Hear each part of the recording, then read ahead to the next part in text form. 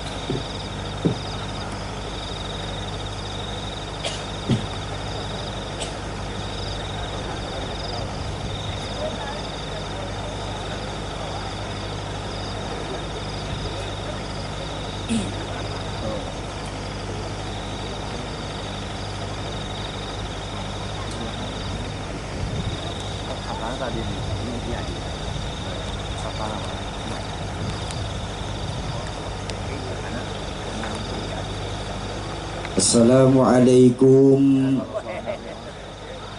warahmatullahi wabarakatuh.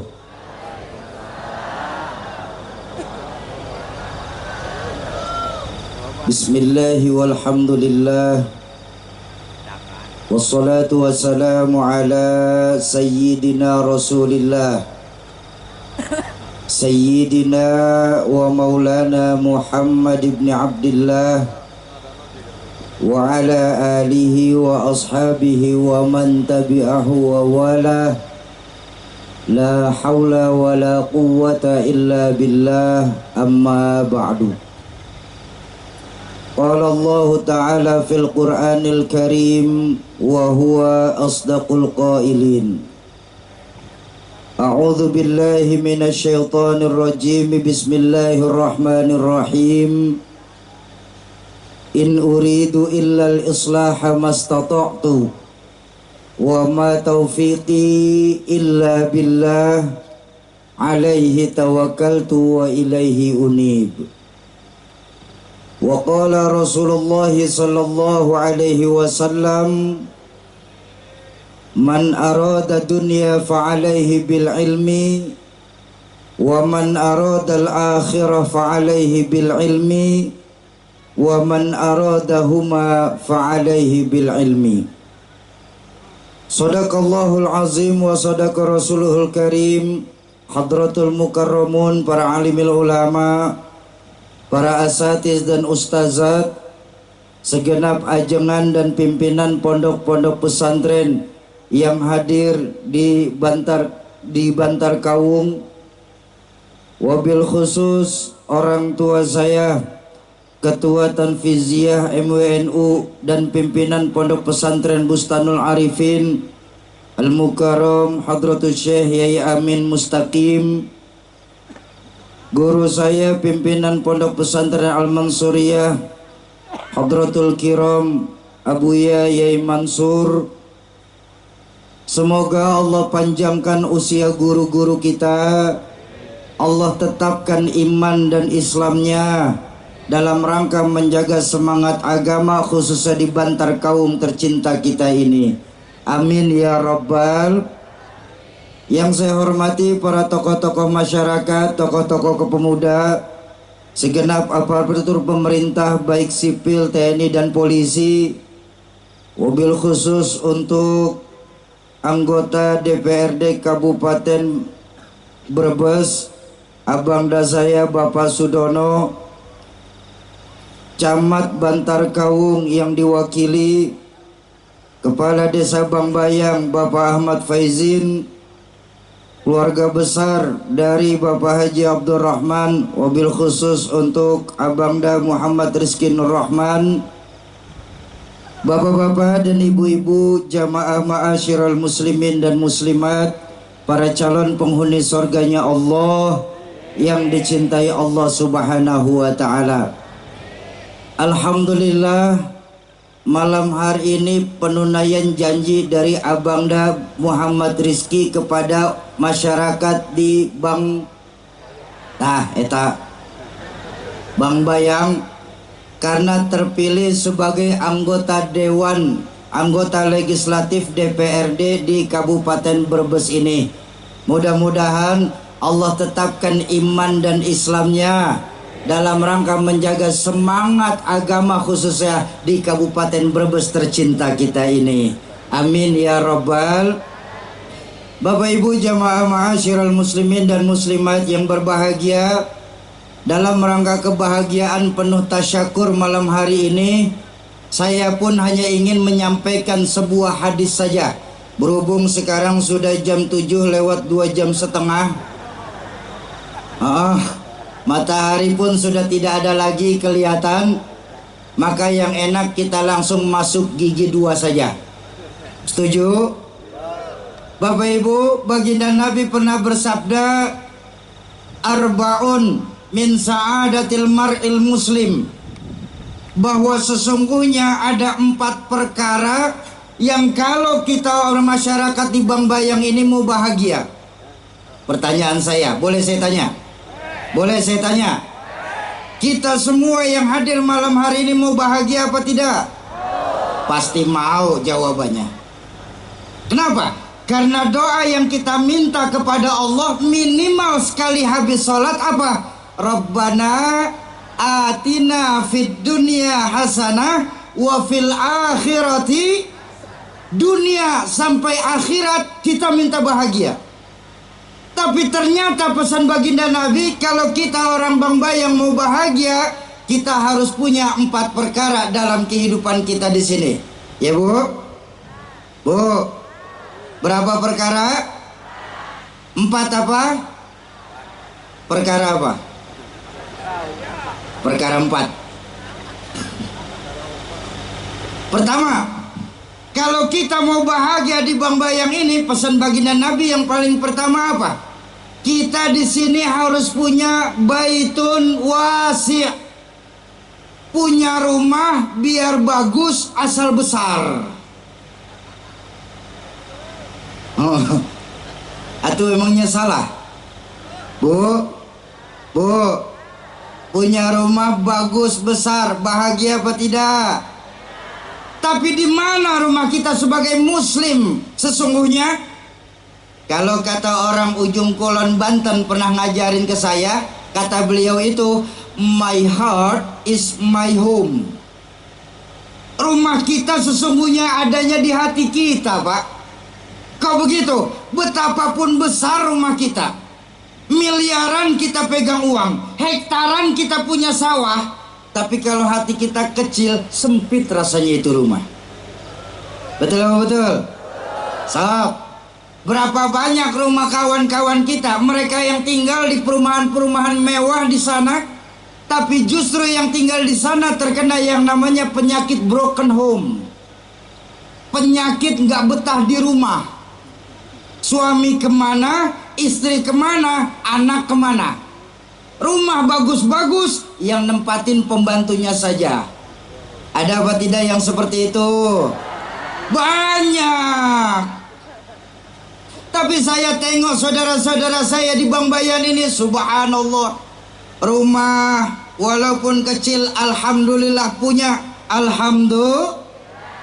Walaupun rumah kita ini rata-rata masuk dalam program pemerintah, rumah yang RSSS, SSS, SSSS, SSS. Rumah yang sangat-sangat sederhana, sampai-sampai selonjoran saja pun susah. Banyak saudara-saudara saya yang di Bang Bayan ini punya rumah yang mewah, mepet sama sawah. Tapi karena saudara-saudara saya di sini hatinya luas, besar, saya yakin tuh rumah, Pak. Di rumah antara istri, suami dan anak masih bisa bertukar cerita setiap hari. Di rumah masih ada yang membaca Al-Quran. Di rumah masih ada yang bersenandung sholawat. Di rumah saat sepertiga malam terakhir masih ada yang bangun untuk sholat sunnah tahajud. Besar saya yakin rumah rasanya. Betul? Bu, saya tahu suami ibu sering bangun tengah malam kan? Ngapain? Tah ngerepotin malaikat suami ibu mah. Malaikat udah siap-siap ngambil buku catatan, kirain mau tahajud, kencing doang. Bu, malaikat aja berani dibohongin, apalagi ibu. Mana ada Shoki, rumah kecil hati luas. Loh, ayo kita buka sejarah. Rumah junjungan kita, suri tauladan kita, Baginda Rasulullah Sallallahu Alaihi Wasallam, sejarah mencatat tidak lebih dari 3 kali 4 meter saja, Pak. Rumah Baginda Nabi suri tauladan kita tercatat tidak lebih dari 3 kali 4 meter saja. Bahkan dalam sejarah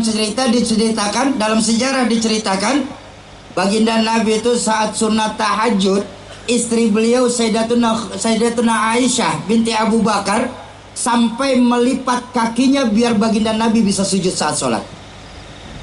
Tanyalah diri kita sekarang, mungkin ada di antara kita yang 3 kali 4 meter tersebut cuma sebatas kamar tidurnya saja. Betul? Tapi tengok Baginda Nabi, dari rumah yang 3 kali 4 meter tersebut keluar sabda beliau yang dahsyat. Apa? Baiti jannati, rumah tanggaku laksana sorga bagiku. Kenapa? Karena hatinya Nabi luas, Pak. Ini yang bikin celaka kita kehidupan di Bangbayan. Sudah rumah ngontrak, hati sempit. Tah kiamat ya teman. Itu terkena 2 penyakit. Susah melihat orang senang, senang melihat orang susah. SMS. Ini orang kalau kena 2 penyakit ini, insya Allah nggak bisa gemuk, Pak. Bener-bener ini. Melihat orang susah seneng, melihat orang senang susah. Nggak boleh ngelihat tetangga bawa tentengan Alfamart meriam. Dibawa ke puskesmas, sampai puskesmas dapat SMS temennya beli motor, diimpus. Saya khawatir kalau temennya beli tanah mungkin mati dia bisa. Tersiksa oleh perasaan. Makanya Baginda Nabi mengajarkan kalau kita mau bahagia di Bangbayang ini, kita harus punya hati yang luas. Merasa cukup atas apa yang Allah berikan kepada kita, tidak mudah ngiri atas apa yang Allah berikan kepada orang lain. Ngiri ini penyakit bahaya. Betul, Bu? Itu baru ngiri. Coba kalau nganan, jauhan lagi. Ayo, maaf, saya minta maaf. Saya ajak jalan-jalan dulu nih. Penyebab apa namanya? Hati penyebab hati kita bisa sempit nih. Bapak Ibu, sekarang ini sangat kita rasakan bahwa kita di Bangbayang ini lebih takut penyakit jasmani, tapi sering lupa ngobatin penyakit rohani. Betul. Padahal penyakit jasmani itu cuma menghancurkan dunia, tidak sampai mencelakakan akhirat. Contoh penyakit jasmani itu jantung. Jantung kan penyakit jasmani nih, betul apa betul? Bu, tenang Pak, kalau kita kan CS ya Pak ya, aman kita nih, ibu-ibu rese nih. Bu, penyakit yang terparah kalau kena jantung apa sih? Yang terparah kalau kita kena jantung apa sih? Atau paling paeh? Bener? Gagal ginjal, paeh. Diabetes, paeh. Demam berdarah, paeh. Belum pernah saya ngaji sama guru-guru saya nih, Nanti penghuni neraka ditanya, kenapa kamu bisa masuk neraka? Jantung, Pak. Belum pernah. Kenapa? Penyakit jantung cuma hanya menghancurkan dunia, tidak sampai mencelakakan akhirat. Tapi penyakit rohani yang diderita, dunia kita dijauhkan, akhirat nanti kita akan dimintakan pertanggungjawaban di hadapan Allah Qadi Rabbul Jalil. Makanya tahadusan binikmah Kiai Ampura Ajengan. Dulu orang tua saya pernah mengajarkan begini, Rahmatul Abrar Ki Zainuddin MZ. Ada satu perbuatan, kata beliau ngajar ini, ada satu perbuatan di mana dalam perbuatan ini nilai dosanya Allah nggak kasih tahu. Tapi justru kita di Bang Bayang ini sering terjebak dalam mengecilkan dan menyepelekan perbuatan ini, Pak. Padahal perbuatan ini nilai dosa Allah nggak kasih tahu. Ada teman saya tanya, oke, ada apa Bang? Sudah 2024 masih ngomongin dosa dan pahala saja sih. Memangnya salah? Nggak salah sih, cuma santai saja kita dalam mengarungi kehidupan ini. Kita jalankan, kata teman saya, apa yang diajarkan orang tua kita dalam pepatah, kelapa muda kupas-kupasin, kelapa tua tinggal batoknya. Mumpung masih muda puas-puasin, lah kalau tua tinggal bongkoknya. Permasalahannya iya kalau kita sampai tua, betul. Malahan saya bersyukur betapa Allah tidak kasih tampak dosa dan pahala. Kenapa? Supaya kita bisa berhati-hati Pak dalam kehidupan ini Pak. Coba maaf. Bayangkan ketika malam hari ini Allah kasih tampak dosa saya di hadapan Bapak Ibu. Maka saya yakin malam hari ini nggak akan ada yang mau dengerin omongan saya. Kok begitu Shoki? Karena dosa saya pasti lebih banyak daripada dosa yang Bapak Ibu pernah lakukan di dunia ini. Makanya saya bersyukur sama Allah. Allah masih kasih tutup aib saya, sehingga Bapak Ibu bisa nyaman duduk dengan saya malam hari ini. Betul? Kenapa? Allah kasih tutup aib saya. Kita nggak pernah tahu dosa saya. Atau sebaliknya, bayangkan Bapak Ibu Allah kasih tampak pahala kebaikan yang pernah dilakukan. Maka saya yakin Bapak Ibu pun malam hari ini belum tentu mau datang dan duduk di acara tasyakuran tablik akbar malam hari ini. Kenapa? Begitu mau berangkat ke lapangan, buka lemari stok pahala. Krek. Oh, stok pahalanya masih banyak. Nanti saja kalau sudah berkurang saya datang lagi ke pengajian. Sombong kita jadinya. Betul. Nah makanya orang tua saya pernah mengajarkan ada satu perbuatan di mana dalam perbuatan ini nilai dosanya Allah nggak kasih tahu. Tapi justru kita di Bang Bayang ini sering terjebak dalam mengecilkan, menyepelekan, bahkan berani menyia-nyiakan amalia ini. Apa itu Syauki? Kufur nikmat. Ini hati-hati nih, terutama kaum perempuan nih. Bu, kalau dosa-dosa lain, minta maaf ajengan, ampura. Kalau dosa-dosa lain Allah kasih tahu timbangannya, makanya kita masih ragu-ragu untuk melakukannya, Pak. Zina jelas timbangannya. Apa timbangan zina? Orang yang sekali melakukan perbuatan zina, mereka akan direbus dalam neraka nanti selama 40 tahun lamanya. Di mana perbandingan waktu antara dunia akhirat, 1 hari di sisi Allah, 1000 tahun rasanya di dunia. Nah, enak ngitungnya. 1 kali 360 dikali 40 dikali 1000. Itu yang baru sekali. Kalau yang langganan hitung aja sendiri. Makanya kita di Bang Bayang masih takut tuh sama zina. Kenapa? Ancamannya jelas. Betul. Ghibah, menggunjing sesama saudara muslimnya, jelas timbangannya. Apa timbangan ghibah? Dalam Al-Quran dijelaskan, orang yang senang menggunjing sesama saudara muslimnya laksana memakan bangkai saudaranya sendiri. Allahu Akbar. Bu, dalam fikih mengajarkan jangan kita bicara soal bangkai manusia. Makan bangkai hewan saja, kalau tidak bersifat darurat haram hukumnya. Betul apa betul? Kecuali bangkai laut. Karena dalam fikih diajarkan apapun yang berasal dari laut halal kecuali dua, kapal dan karang. Itu pun gara-gara keras, bukan apa-apa. Kalau senang memakan nggak apa-apa itu. Makanya saya pengen tanya nih sedikit. Boleh saya tanya? Saya yakin ibu-ibu ini kan senang banget pengajian ya. Bu, boleh saya tanya? Ini soal hukum saja kok, ringan pertanyaannya.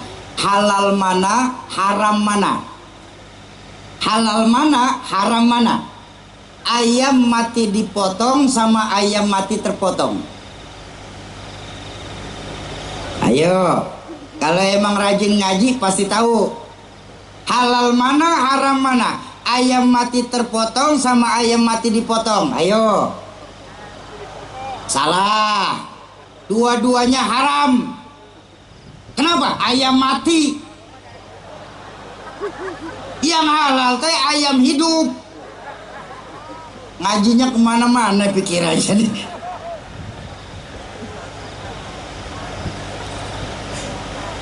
Dan kita semua tahu, ketika bertemu dengan hukum haram masih kita lakukan, ujungnya masuk neraka. Dan di dalam neraka nanti walaupun durasinya tidak dijelaskan, tapi para penggibah nanti di neraka mereka akan dapat makanan spesial dari Allah berupa buah bernama zakum. Zakum buahnya kecil tapi durinya keluar, yang ketika kita makan itu buah, hancur tenggorokan kita dibuat karenanya. Tuh, jelas timbangannya. Makanya orang Bang Bayang ini masih takut ngomongin tetangga. Mana ada di sini yang ngomongin tetangga, Pak? Nggak ada di sini. Di sini. Nggak tahu kalau keluar lapangan nanti mah.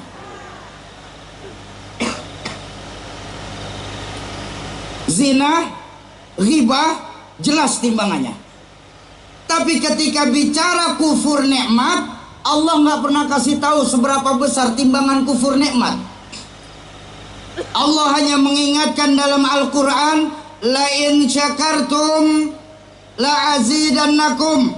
Kalau kalian bersyukur, aku akan tambah nikmatku, kata Allah. Wala in kafartum, tapi apabila kalian kufur akan nikmat-nikmat yang aku berikan, orang Bang Bayang, ingat baik-baik ya, inna azabi la syadid, sungguh azabku sangat pedih adanya. Allah nggak pernah kasih tahu seberapa besar pedih azab Allah tentang kufur nikmat ini. Apakah lebih hebat daripada zina, di mana zina 40 tahun kita direbus? Atau lebih ringan daripada ghibah, memang lamanya kita tidak dikasih tahu, tapi makanannya diberikan dari buah yang bernama zakum. Tapi baiklah, buat iktibar kita untuk menambah rasa syukur kita kepada Allah. Saya pernah ngaji sama guru saya, Al-Mukarram Kiai Haji Lutfi Zawawi. Beliau mengajarkan dalam kitab Al-Qudsiyah, ternyata Allah pernah berfirman begini. Allah berfirman dalam kitab Al-Qudsiyah, "Malam yashkur ala na'mai." Barang siapa yang tidak pernah bersyukur akan nikmat-nikmat yang aku berikan kepada dirinya. Bu, Pak, saya tanya dulu, dalam kehidupan kita lebih banyak mana, syukur atau kufur? kurang kompak. Ini pada lemes. Memang pengajian pada lemes begini ya, jangan. Bu, ini kita tenang aja, jangan marah apa sih? Ini Pak, Bang, kita lagi duduk di majelis ilmu nih. Guru-guru kita mengajarkan majelis ilmu ay majelis yustajabu fihi doa. Majelis ilmu itu majelis tempat diangkatnya doa. Masa iya sih kita lagi duduk di tempat di mana sebab doa kita bakal dijawab sama Allah, pada lemes-lemes begini. Mau semangat? Mau semangat? Saya tanya sekali lagi, lebih banyak mana dalam kehidupan kita di Bambayang ini? Syukur atau kufur? Yang berani bilang syukur, alhamdulillah. Yang berani jawab kufur, luar biasa. Yakin banyak syukurnya? Kata ragu-ragu. Bu, dulu orang tua saya pernah ngajarin begini. Yang namanya nikmat, kata beliau, yang namanya nikmat itu baru terasa ketika sudah mulai berkurang atau sudah hilang sama sekali. Baru terasa nikmat. Ketika nikmat itu masih ada di tengah-tengah kita, kita nggak merasa itu bagian dari nikmat sehingga kita lupa untuk bersyukur. Contoh, Bu, kita baru bisa merasakan nikmatnya makan saat gusi ibu sedang bengkak. Betul, Pak, Kang, Bapak ini baru bisa merasakan nikmatnya tidur saat matanya ndak mau merem.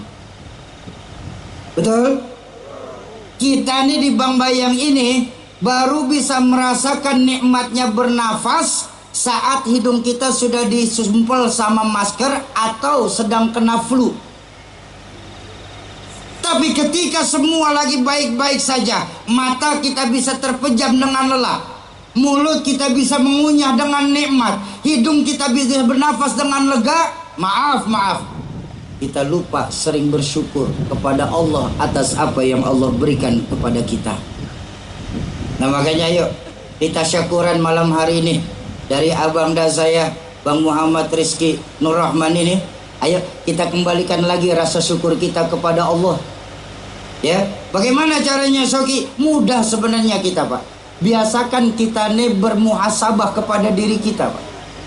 Kita lebih senang ngobrol sama orang lain, tapi ngobrol sama diri kita nggak pernah. Betul? Makanya yuk sering tanya sama diri kita yang paling sering lalai kepada Allah. Apa? Hati kita. Oh Soki, mana pernah hati itu lalai Soki? Kalau memang hati kita nggak lalai Pak, maaf. Tadi saya di dalam dapat ilmu dari guru saya, Abah Amin. Bah, makasih ilmunya Bah. Sampai baginda Nabi saja mempunyai doa khusus untuk hati apa? Ya muqallibal qulub, tsabbit qalbi ala dinik. Wahai zat yang membolak-balikan hati, tetapkan hati saya untuk agamamu. Ayo biasakan. Nanti malam sebelum kita tertidur pulas, tanyakan dulu kepada diri kita. Kenapa? Bagaimana nanyanya? Cukup kita tanya, wahai hati yang sering lalai kepada Allah, hari ini lebih banyak manakah syukur sayakah atau kufur sayakah?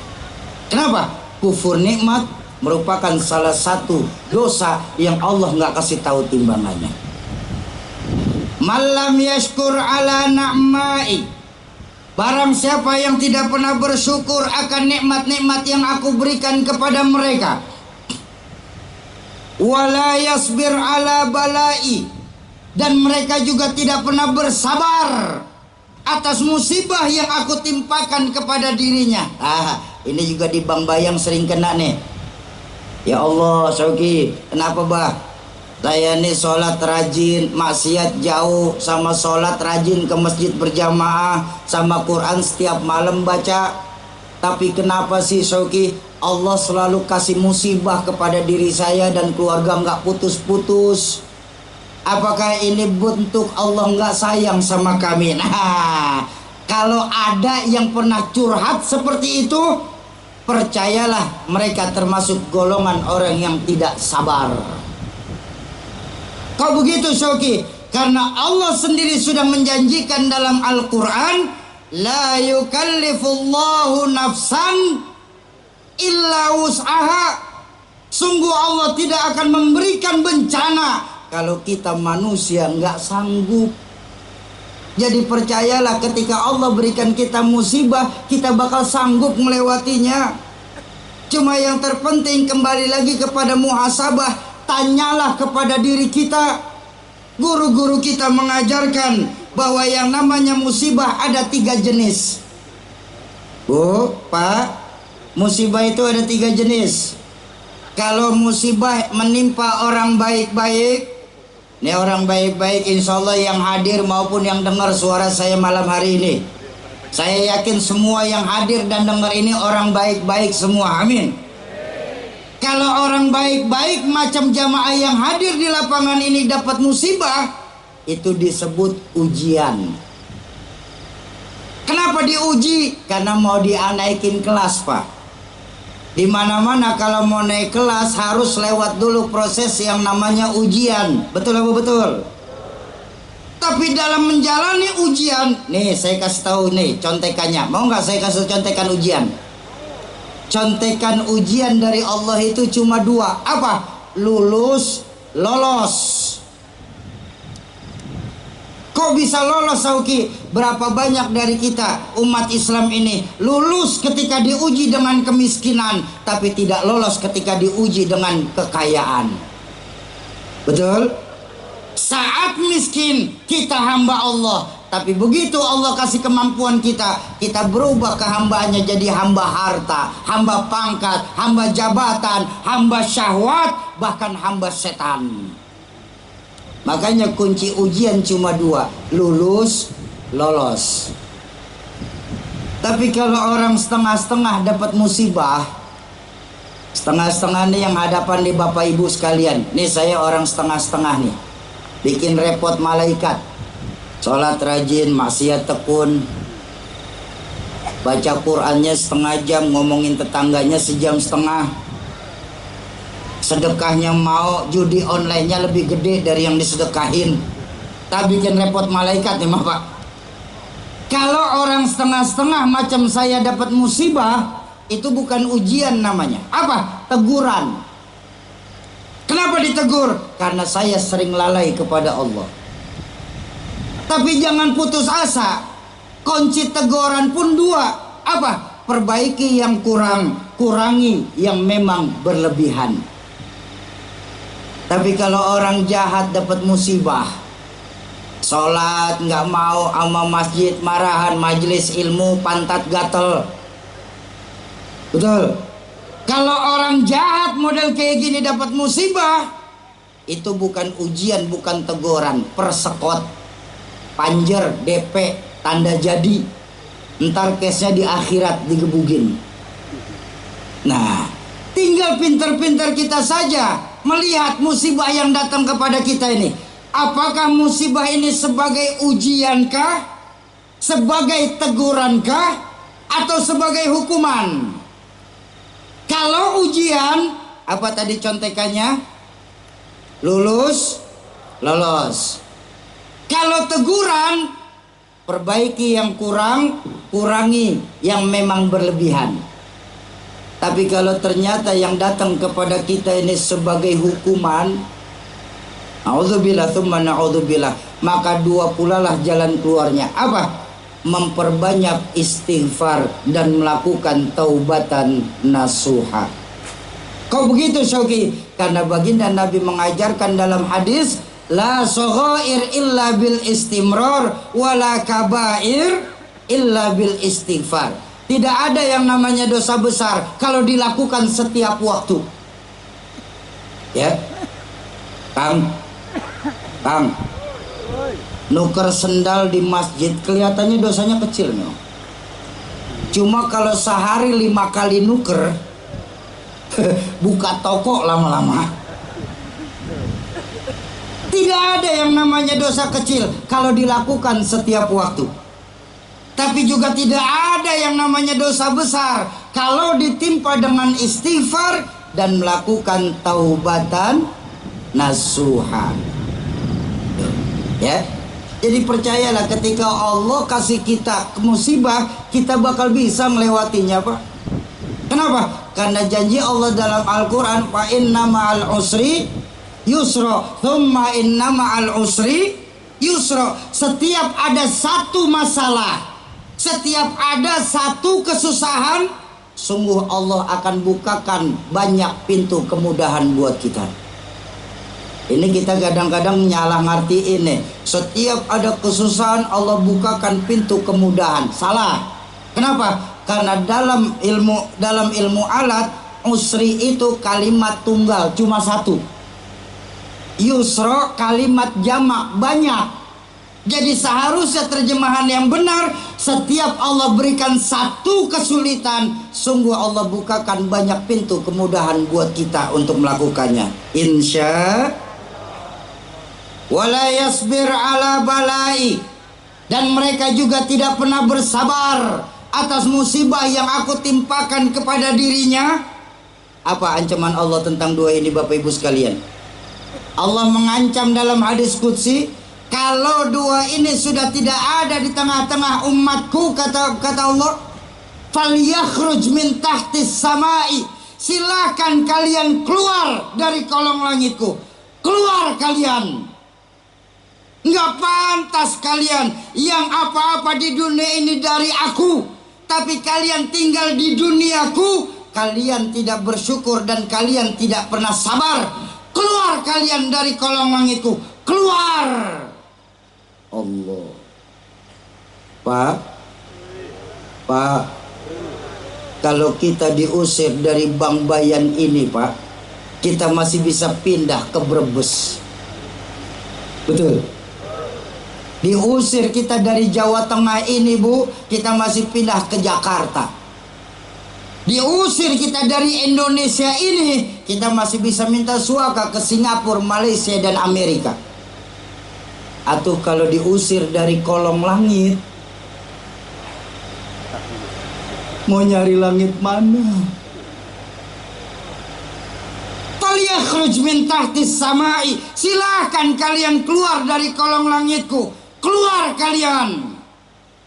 Wal yatlub rabban siwaya, carilah oleh kalian Tuhan selain aku, kata Allah. Subhanallah. Bu, zina, Allah nggak sampai memutuskan hubungan antara Tuhan dengan makhluknya. Mencuri, Allah nggak sampai putuskan hubungan antara Tuhan dengan makhluknya. Tapi untuk kufur nikmat dan tidak sabar, Allah memutuskan hubungan langsung antara Allah dengan makhluk-makhluknya. Ayo kita kembalikan lagi rasa syukur kita kepada Allah Subhanahu wa ta'ala. Kenapa? Karena pesan baginda Nabi yang pertama, kalau kita mau bahagia, kita harus punya hati yang luas, merasa cukup atas apa yang Allah berikan kepada kita, tidak mudah ngiri atas apa yang Allah berikan kepada orang lain. Pertama.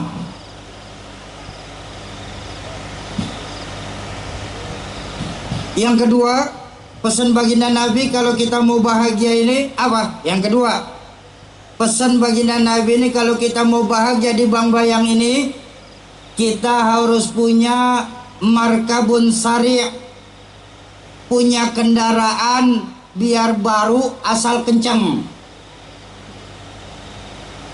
Tuh salah lagi aja saya. Loh, Pak, Bu, maaf.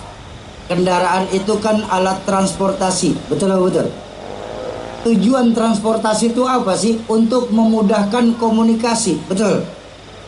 Arti markabun sari di sini diajarkan oleh orang tua kami. Kita kalau mau bahagia, pesan baginda Nabi, kita harus punya pergaulan yang luas. Muslim bahagia nggak boleh macam katak di bawah tempurung. Muslim bahagia harus punya pergaulan yang luas. Nggak boleh kita macam katak di bawah tempurung, Pak. Merasa hebat sendiri, merasa pinter sendiri, merasa jago sendiri. Apa nanti kalau kita meninggal dunia, kita jalan ngubur sendiri? Betapapun hebatnya kita tetap memerlukan orang lain dalam kehidupan kita. Betul apa betul? Nah, makanya malam hari ini saya bangga. Alhamdulillah, tasyakuran terpilihnya menjadi anggota DPRD dari abang saya Muhammad Rizki ini, yang pertama kali adalah untuk pengajian. Alhamdulillah, Pak. Kalau di mana-mana biasanya dangdutan duluan daripada pengajian. Ini kan bentuk silaturahmi, memenuhi janji-janji saat kampanye. Betul. Jujur, kita rindu lagi mencari calon-calon legislatif yang peduli sama rakyatnya. Kan banyak pejabat-pejabat saat ini yang baru ingat rakyatnya saat kampanye doang. Betul apa betul? Oh, kalau lagi kampanye, Pak, bahasanya cakep, calon-calon legislatif. Kami dari rakyat untuk rakyat, begitu jadi makan uang rakyat. Di Jakarta, ini masih cerita di Jakarta. Di Jakarta, bukan di Brebes ini, bukan. Kalau di Kabupaten Brebes ini, insya Allah ada.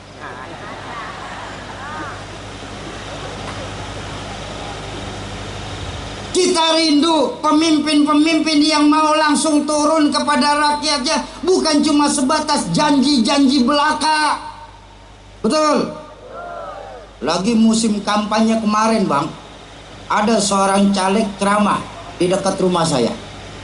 Saudara-saudara sekalian, kata nih caleg, pilihlah saya, sebab nanti kalau saya terpilih, saya akan bangun banyak jembatan-jembatan di daerah kita.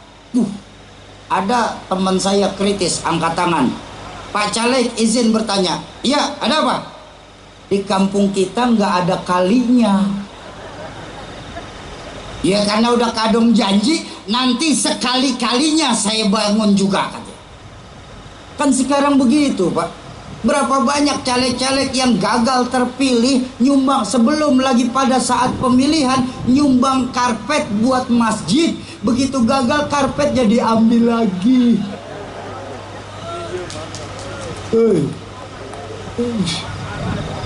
Di Jakarta, bukan di sini, Pak. Bukan. Di sini nggak ada, di sini. Di sini. Di sini. Di sini. Nggak tahu kalau sebelah sono mah. Jujur, kita rindu, Pak, pemimpin-pemimpin model Khalifah Sayyidina Umar bin Khattab. Kita rindu pemimpin-pemimpin model Umar bin Abdul Aziz. Kita rindu pemimpin-pemimpin model Salahuddin Al-Ayyubi, yang Muhammad Al-Fatih, yang mereka berkorban untuk rakyat, benar-benar dilakukan untuk rakyatnya, bukan untuk golongannya. Betul. Nah, sekarang ini korupsi sudah berjamaah. Wa ala alihi wa sahbihi ajmain. Bukan sholat yang berjamaah saja sekarang ini, Pak, sampai korupsi pun berjamaah.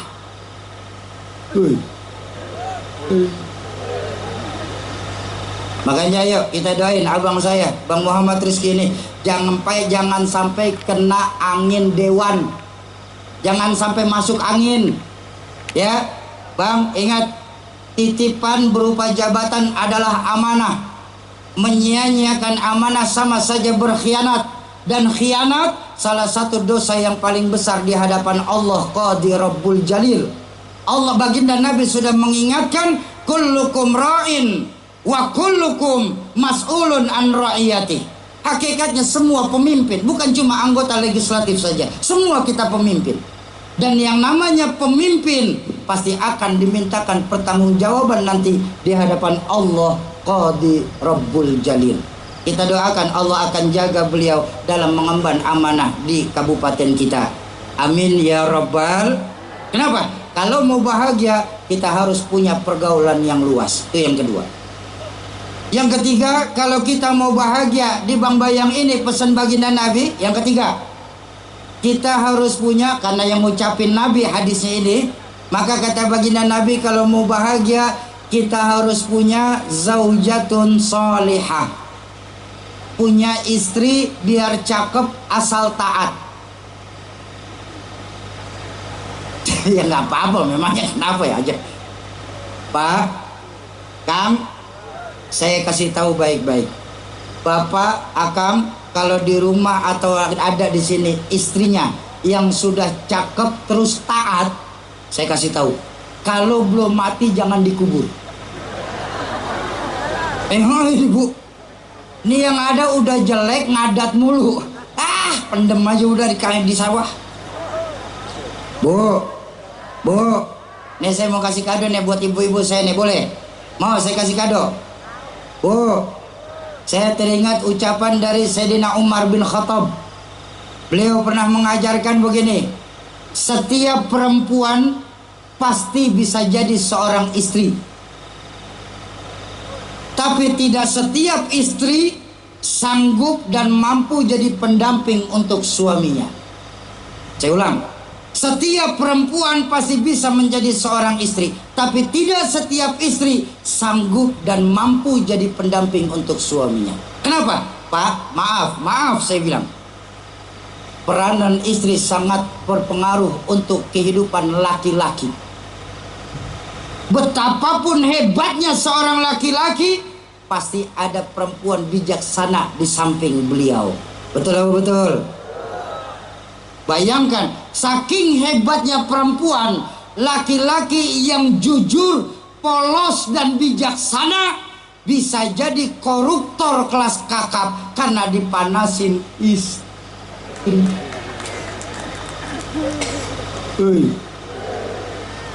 Bu, makanya nih saya ajak jalan-jalan lagi ya.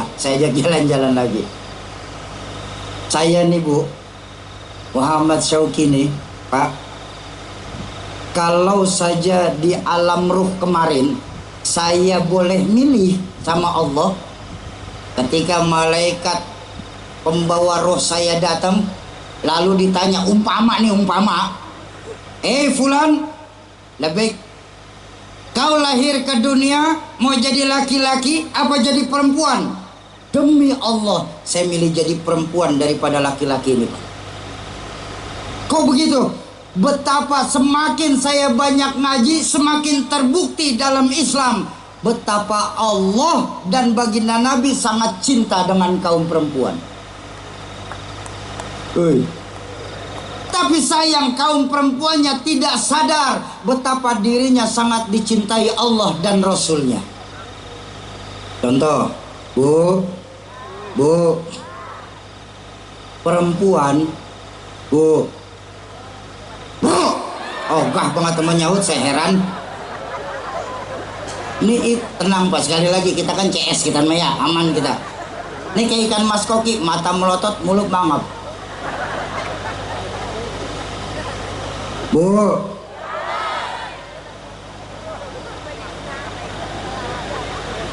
ini salah satu contohnya. Perempuan untuk meraih surganya Allah, pada mau masuk surga nggak? Perempuan pada mau masuk surga nggak? Perempuan untuk meraih surganya Allah modalnya nggak perlu banyak. Beda Pak sama kita orang laki, Pak. Kita orang laki, Pak, untuk meraih surganya Allah syarat dan ketentuan berlaku. Tapi perempuan untuk meraih surganya Allah nggak perlu banyak-banyak, cuma 4 dalam hadis baginda Nabi menjelaskan. Apa? Idza shollat khamsaha wa shauma syahraha wa hafizat farjaha wa ta'at zaujaha fadkhulil jannah min ayyil bab. Seorang perempuan, perempuan, apabila perempuan tersebut sholat 5 waktu, tanya, ibu-ibu pada sholat 5 waktu di Bang Bayang? Sholat 1 sudah modalnya, subhanallah. Lalu perempuan tersebut wasauma syahroha, berpuasa saat bulan Ramadan. Ibu-ibu Ramadan kemarin pada puasa? 2 sudah Pak. Dan yang ketiga, perempuan tersebut wahafizat farjaha, menutup auratnya minimal saat keluar rumah. Ibu-ibu kalau keluar rumah nutup aurat, subhanallah, udah 3 tuh Pak, lihat cepet banget kan. Kita orang laki belum apa-apa loh Pak, ini perempuan di sini udah 3 nih. Allah, saya yakin perempuan di sini para calon bidadari surganya Allah. Udah terbukti loh Pak. Kita belum apa-apa, perempuan di sini udah 3, apa bukan calon penghuni surga itu? Dan yang keempat, perempuan tersebut wa ta'at zaujaha, mereka taat sama suaminya. Taat apa enggak? Tak kompak. Yang perempuan taat, yang laki enggak ngomong. Well.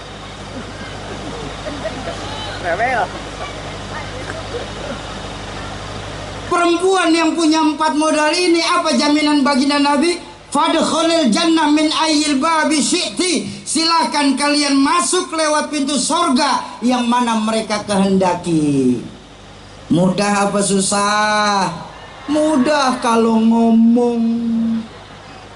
Hoi Bu, taatnya istri kepada suami dalam Islam hukumnya wajib, selama tidak untuk bermaksiat kepada Allah. Makanya para perempuan nanti kedudukan di surga, mereka akan jadi pimpinan para bidadari-bidadari surga. Tapi kebanyakan perempuan setan. Loh, nggak percaya? Nih, saya kasih tahu nih. Ini kisah Isra dan Mi'raj. Ketika baginda Nabi sudah kembali ke kota Mekah, beliau duduk bersama para kawan-kawan, sahabat-sahabat beliau. Ayyuhal ashab, para sahabatku, labbaik ya Rasul. Semalam saya berangkat Isra Mi'raj. Lalu saya mendapatkan perintah sholat untuk umat Islam. Kemudian saya dikasih nikmat sama Allah untuk bisa melihat surga dan neraka. Begitu ya Rasul? Iya. Izin ya Rasul, saya mau tanya, ada apa? Ya Rasul, ya. Siapa yang paling banyak menghuni neraka ya Rasul?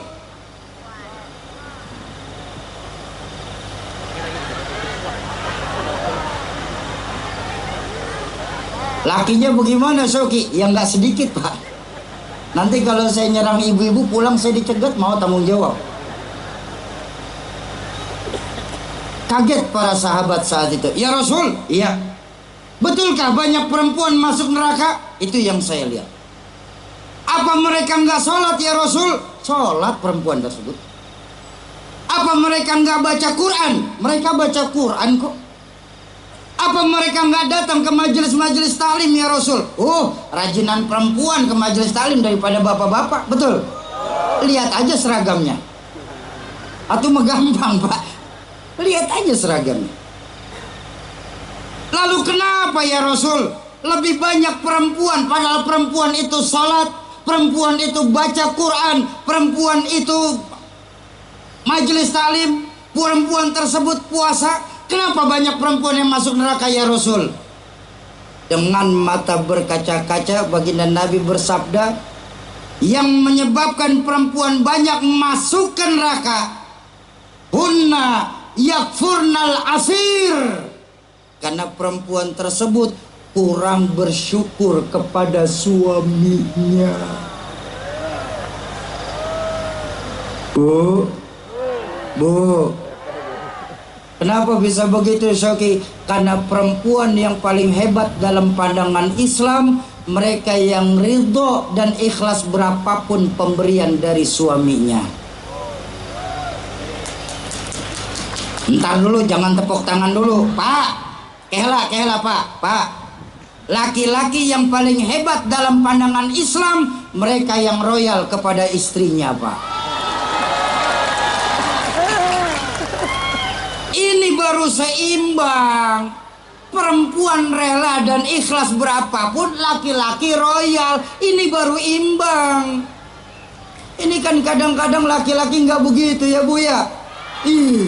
Makanya sampai sekarang saya nggak demen sama laki-laki.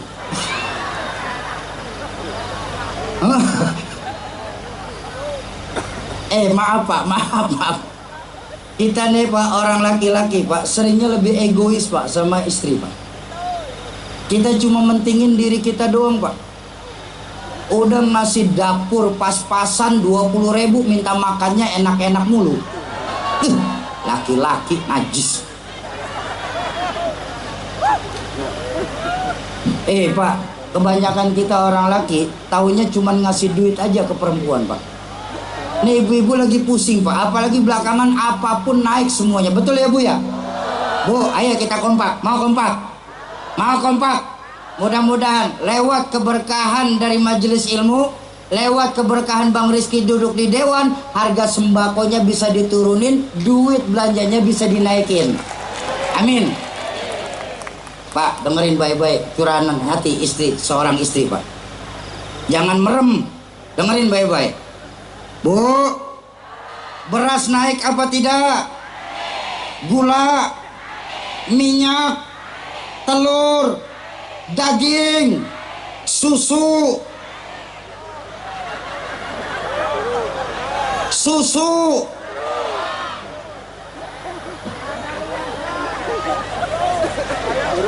Ini harga yang nggak pernah kompak Pak. Mau bilang naik, ingat umur.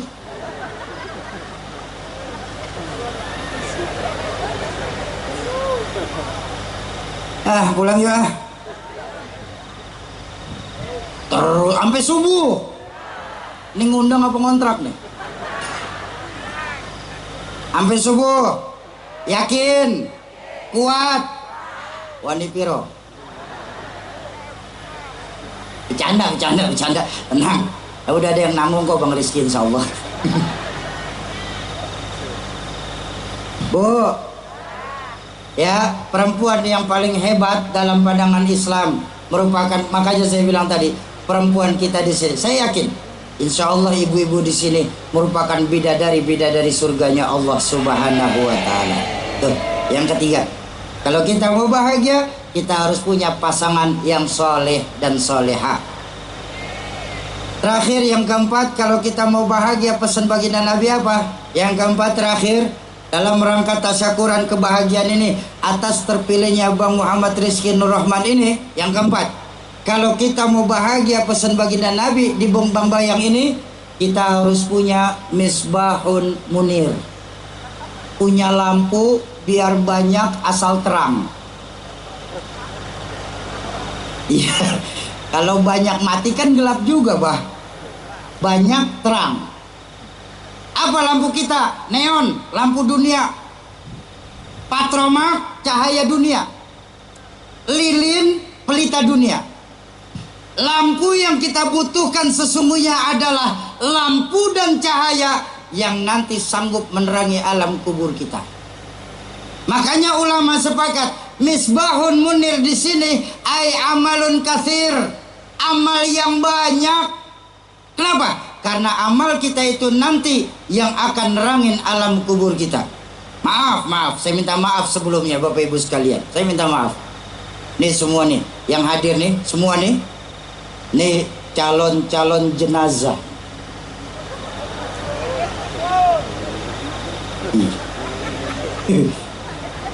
Atuh ketawa kecil. Calon legislatif masih banyak yang stres ya Bang Rizky, nggak kepilih ya. Calon menteri ngimpi. Calon jenazah pasti nggak bakal ada saingannya.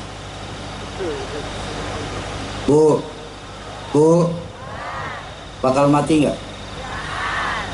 Mati.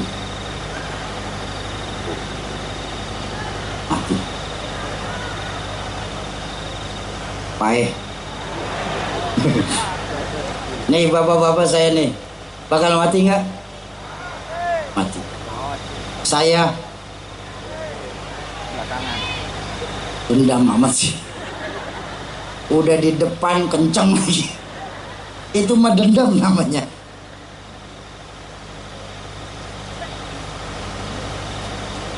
Semua kita ya, cuma sebatas perantau Pak di Bambayang ini. Semua kita.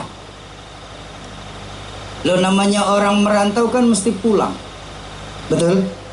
Orang merantau mesti pulang.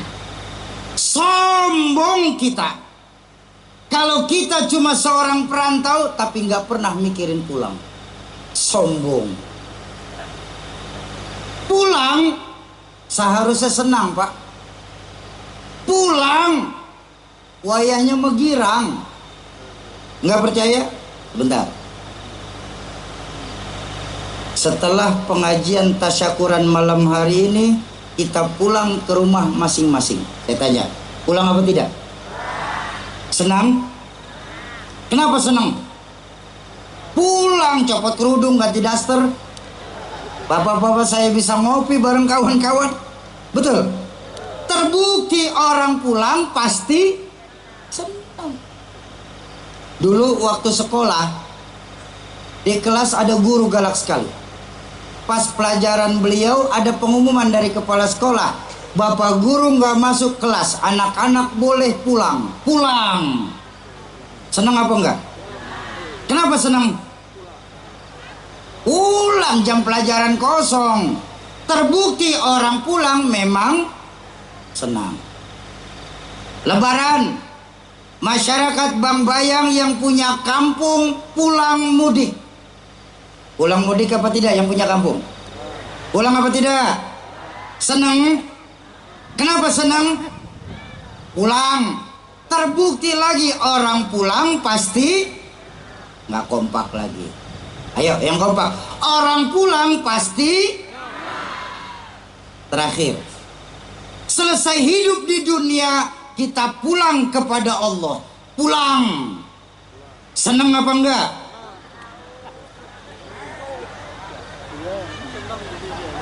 Ragu-ragu, nggak konsekuen. Mau bilang senang takut ntar pagi. Apa sih yang bikin kita pulang kepada Allah itu berat? Ada yang ngeganjel di hati? Dua yang diajarkan oleh guru kami Mukarram Kiai Haji Syahroni. Dua. Pertama, yang membuat kita pulang kepada Allah itu berat. Pertama, hubbud dunya wa karahiyatul maut. Kita terlalu cinta Pak sekarang ini dengan dunia Pak. Berakar dunia sampai di hati kita Pak. Maka ketika timbul saat berpisah berat Pak. Pulang kepada Allah pasti berat. Pasti. Apapun yang lagi kita lakukan sekarang Pak. Seorang hartawan yang apabila mereka sudah cinta sama urusan dunia, maka percayalah dia nggak mau hartanya berkurang. Makanya tengok berapa banyak kita punya kawan setiap hari selalu disibukkan dengan hartanya. Seolah-olah harta yang mereka kumpulkan itu mampu menyogok malaikat Israel supaya nggak cabut nyawanya. Seorang pejabat yang apabila di hatinya sudah cinta sama urusan dunia, percayalah mereka akan takut kehilangan jabatannya Pak. Maka yang terjadi kita tengok berapa banyak di sekeliling kita dalam mempertahankan jabatan, kalau perlu sikut kanan kiri, jilat atas injak bawah, yang penting menghalalkan segala cara, yang penting dirinya tetap menjabat. Bahkan saya minta maaf, seorang ulama sekalipun yang ketika di hatinya sudah ada cinta sama urusan dunia, maka percayalah mereka akan takut kehilangan pamornya sebagai ulama. Makanya yang terjadi kita tengok belakangan ini, yang halal dibikin haram, yang haram dibikin samar-samar. Yang penting dirinya pamornya tetap meningkat. Dulu baru keluar dari pesantren terjun ke masyarakat buat ngabdi. Saat masyarakat datang dan bertanya, Ustaz, hukum judi apa Ustaz? Haram. Tegas dulu. Tapi begitu perjalanan waktu sudah mulai kenal angka, datang seorang pengusaha, Ustaz, nih ada rezeki sedikit nih Ustaz, nggak banyak, 50 juta, lagian cuma judi online saja kok. Oh ya sudah, saya terima kasih. Datanglah jamaah, Ustaz. Ini sekarang lagi musim judi online. Apa hukum judi online, Ustaz? Halam. Jadi cadel karena angka. Kok begitu? Karena al-imanuhum fi amplopihim.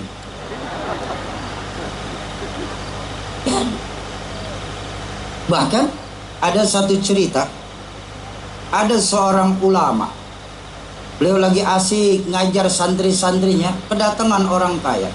Assalamualaikum Kiai. Waalaikumsalam Kiai. Anjing saya meninggal dunia Kiai. Oh, innalillahi wa inna ilaihi rajiun. Yang sabar ya Pak ya. Kiai, tolong sholatin anjing saya Kiai. Gila kau bang, kata nih Kiai. Mana boleh nyolatin hewan. Kiai, kalau mau ngomong ke belakang, jangan kenceng-kenceng, gak enak kedengeran orang. Belakang lah dia berdua, Kiai dan pengusaha. Kiai, ini ada duit 100 juta Kiai, tolong sholatin anjing saya. Oh iya sudah. Datang lagi ke majelis, ayo jamaah siapkan soft sholatnya. Kita akan bikin sholat goib untuk anjing pengusaha ini. Gegerlah para jamaah. Kiai, ini kita nyolatin anjing Kiai. Nggak ada hukumnya nyolatin anjing. Sebentar, setelah saya periksa-periksa, anjing pengusaha ini masih keturunan anjing Ashabul Kahfi katanya. Allahu Akbar. Gara-gara angka sekarang hukum mudah dibolak-balikan oleh para orang-orang alim saat ini.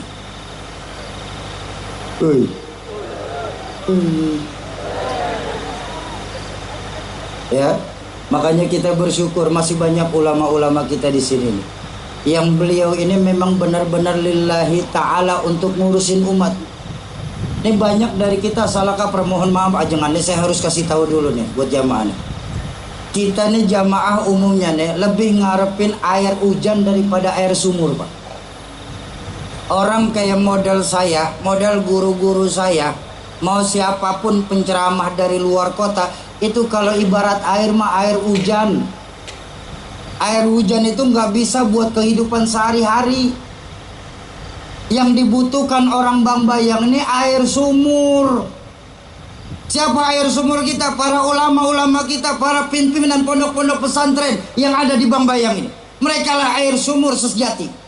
Maka rawatlah air sumur baik-baik supaya sumurnya tetap memancarkan air. Enggak, kita sekarang lebih sering ngarepin air hujan. Padahal air hujan itu Pak cuma menambah debit airnya saja, nggak bisa menjadi air sesungguhnya. Bahkan kalau mau jujur, maaf sekali maaf, berapa banyak dari kita orang laki terutama Pak, kita lebih menghargai burung beo daripada kiai. Betul kan? Burung beo yang cuma bisa bilang assalamualaikum, assalamualaikum, 5 juta nggak ditawar Pak. Fasih kagak, ngerti kagak, assalamualaikum, 5 juta nggak ditawar beo. Padahal kiai-kiai kita Pak, subhanallah, assalamualaikum fasih, baca kitab lancar, nerangin kitab luas materi, keluar dari musola bikin pengajian 200.000. Udah gitu sendalnya hilang lagi. Ini nyengir tapi mikir nih ya. Ini banyak kita ngomong Kiai Amin mah guru saya, tapi maaf, pernahkah kita ngecek dapurnya beliau berasnya masih ada apa tidak? Pernahkah kita ngecek handphonenya beliau kuotanya masih ada apa tidak? Kita cuma ngomong-ngomong saja, beliau guru saya, beliau guru saya, beliau guru saya. Kita perlu ulama-ulama kita di saat beliau sehat, sakitnya kita nggak ada yang mau peduli. Kita perlu ulama-ulama beliau di saat beliau lagi senang, susahnya kita nggak ada yang mau tahu. Padahal ulama mengajarkan laula murabbi ma'araftu rabbi. Kalau saja tidak karena guru-guru kita ini, nggak mungkin di Bambayang ini akan kenal siapa Tuhan kita. Mumpung masih banyak ulama-ulama, ayo ulama-ulama kita mengajarkan dari hadis baginda Nabi, kafa bil mauti wa'izan. Cukuplah kematian ini sebagai pengingat buat kita dalam kehidupan ini Bapak Ibu sekalian. Itu yang pertama ya.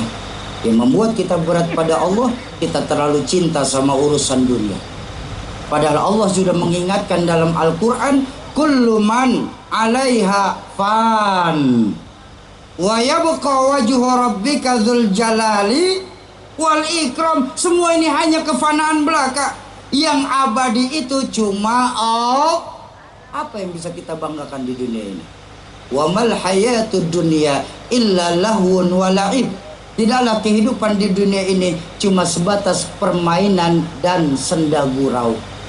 Kalau kita sadar hidup hanya sebuah permainan, maka tolong kita di Bank Bayan ini, tolong para anggota-anggota legislatif kita, bermainlah yang cantik. Supaya apa? Supaya nanti dapat piala langsung dari Allah Subhanahu. Memang apa piala yang Allah akan berikan, Soki, kepada para pemenang-pemenang nanti di Yaumil Mizan? Apakah emas, permata, duit yang banyak?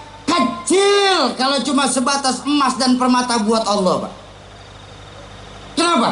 Karena nanti piala yang Allah berikan ketika kita mampu menerima rapot dengan tangan kanan kita, timbul seruan dari arsy-Nya Allah kepada orang yang menerima rapot tangan kanan. Apa? Salamun qaulam mir rabbir. Allahu Akbar. Allah langsung yang kirim salam kepada kita, Pak. Pak, dulu sebelum Bapak nikah dapat salam dari perempuan yang kita demen, semalaman kita nggak sempat tidur. Betul? Pernahkah bayangkan ketika Allah yang memberikan salam buat kita langsung? La yastawi ashabun nari wa ashabul jannah. Ashabul jannati humul faizun. Enggak akan ada yang namanya kesamaan antara penghuni neraka dan penghuni surga. Kenapa? Karena para penghuni surganya Allah, mereka akan diberikan kesenangan yang terus menerus, abadan abada. Mudah-mudahan kita akan dimasukkan ke dalam surganya Allah. Itu yang pertama ya, hubbud dunya wa karahiyatul maut. Kita terlalu cinta sama urusan dunia sehingga timbul saat berpisah berat, ada yang ngeganjel di hati kita. Lalu yang kedua apa, Syauki? Yang kedua yang membuat kita jadi berat sama Allah yang diajarkan oleh Al-Mukarram Kiai Haji Syahroni, yang kedua, karena nggak punya bekal. Betul? Nggak punya bekal paksa berangkat, Pak. Sampai tujuan belum tentu, sengsara di tengah jalan kelihatan. Saya cuma punya duit 50.000 rupiah, se-50.000 rupiah. Berangkatlah saya dari Bank Bayang ini mau balik ke Jakarta dengan modal 50.000 rupiah. Kira-kira bisa sampai nggak? Kalau saya paksa berangkat, insya Allah saya jadi gembel di tengah jalan. Kenapa? Nggak punya bekal berangkat. Betul? Lalu apa bedanya sama saudara-saudara kita di sana? Sudah tahu nggak pernah sholat,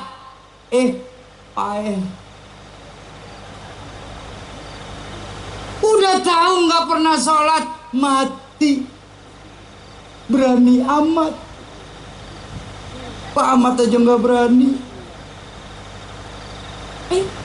Mumpung kita masih ada di dunia, roh belum berpisah dari jasad, ladang amal masih banyak yang bisa ditanam, pintu taubat pun masih terbuka lebar-lebar. Karena ingat, maut nggak pernah nunggu taubat kita. Maut nggak pernah nunggu amal kita banyak. Dan yang paling hebat dari kematian nggak pernah pakai abjad. Betul? Kalau malaikat maut nyabut nyawa pakai abjad, mungkin kita mudah nunggunya, Pak. Tahun ini yang mati A, tahun berikutnya B, tahun depannya C, lalu D, lalu E, tahun depannya F, saya S, bapak saya Z. Berangkat duluan nyatanya. Suka atau tidak suka, rela atau terpaksa, malaikat maut tetap akan menjemput kita. Pertanyaannya, sudah seberapa siapkah kita untuk menghadapi malaikat maut ketika jemput kita. Makanya sekali lagi saya berharap abang dan saya, Abang Rizky, mudah-mudahan Allah kasih ketetapan imannya dalam rangka menjaga amanah ini. Karena baginda Nabi mengajarkan khairun nas anfa'uhum linnas. Sebaik-baik yang manusia, mereka yang mampu membawa manfaat bagi manusia lainnya. Mudah-mudahan dengan 4 kebahagiaan ini, kita akan semua yang hadir malam hari ini dikumpulkan di dalam surga-surganya Allah Subhanahu. Terakhir ya, sama-sama kita baca suratul Fatihah. Kita tujukan buat orang tua kita, guru-guru kita, keluarga, sahabat dan kerabat kita yang terlebih dahulu mendahulukan kita. Khusus manijtama'ahunna bisababihim kulluh. Syatul khas Al-Walid Kizaduddin MZ dan Umi Haji Siti Khalilah binti Haji Ayub. Semoga lewat keberkahan Fatihah yang kita bacakan, Allah ampuni segala dosa beliau-beliau. Allah lapangkan alam kubur beliau-beliau. Allah jadikan alam kubur beliau-beliau lewat ilmu malam hari ini sebagai taman dari taman surga. Yang kedua, untuk kita semua, orang tua kita, guru-guru kita, keluarga, sahabat dan kerabat kita yang pada malam hari ini sedang kurang sehat, semoga lewat keberkahan Fatihah yang kita bacakan, keberkahan majelis ilmu yang lagi kita duduki saat ini, sebagai asbab Allah angkat segala penyakit beliau-beliau, Allah sehatkan kembali jasmani beliau-beliau, Allah kumpulkan lagi di tengah-tengah keluarganya tanpa kurang satu apapun. Yang ketiga, untuk kita semua yang hadir pada malam hari ini, ya, mudah-mudahan lewat keberkahan Fatihah yang kita bacakan, keberkahan majelis ilmu yang kita duduki, keberkahan dari duduk bersama guru-guru kita ahli ilmu di sini, semoga sebagai asbab apabila ada yang sedang punya hajat, Allah percepat terkabul hajatnya, Allah gampangkan segala urusannya, Allah luaskan rizkinya, Allah mudahkan jalan usahanya, Allah jadikan anak keturunan kita anak keturunan soleh dan soleha. Allah jadikan rumah tangga kita sebagai rumah tangga yang sakinah mawaddah warahmah. Yang keempat, khusus untuk Abang Muhammad Rizky Nur Rahman, semoga lewat keberkahan Fatihah yang kita semua bacakan, keberkahan dari majelis ilmu yang kita duduki, keberkahan duduk bersama para pewaris-pewaris Nabi, dan keberkahan dari yang membawa berkah itu sendiri, baginda Rasulullah Sallallahu Alaihi Wasallam, sebagai asbab Allah tetapkan iman dan Islamnya dalam menjalankan amanah untuk menjaga masyarakat di Kabupaten Brebes ini. Di Dapil 3 ya Bang ya. Ala hadhihi niyah wa ala likulli niyatin salihah wa ila hadratin Nabil Mustafa. Al-Fatihah.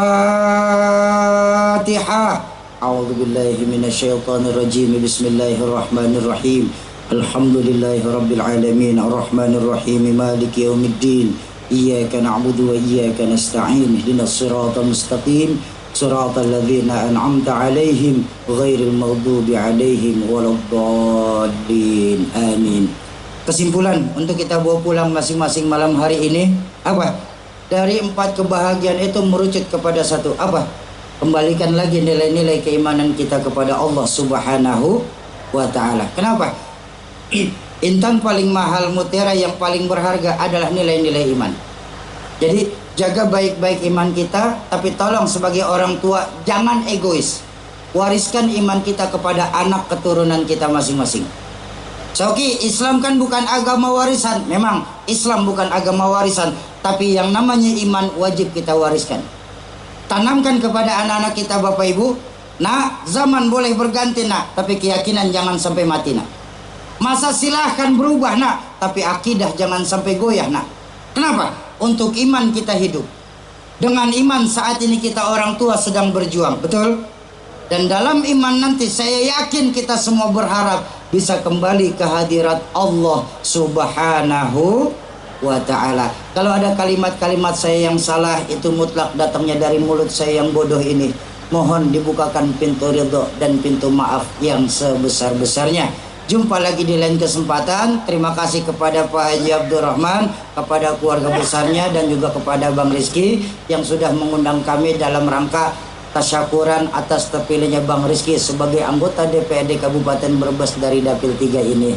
Insyaallah jumpa lagi di lain kesempatan. Usikum wa nafsi bitaqwallah. Assalamualaikum warahmatullahi wabarakatuh. Waalaikumsalam warahmatullahi wabarakatuh.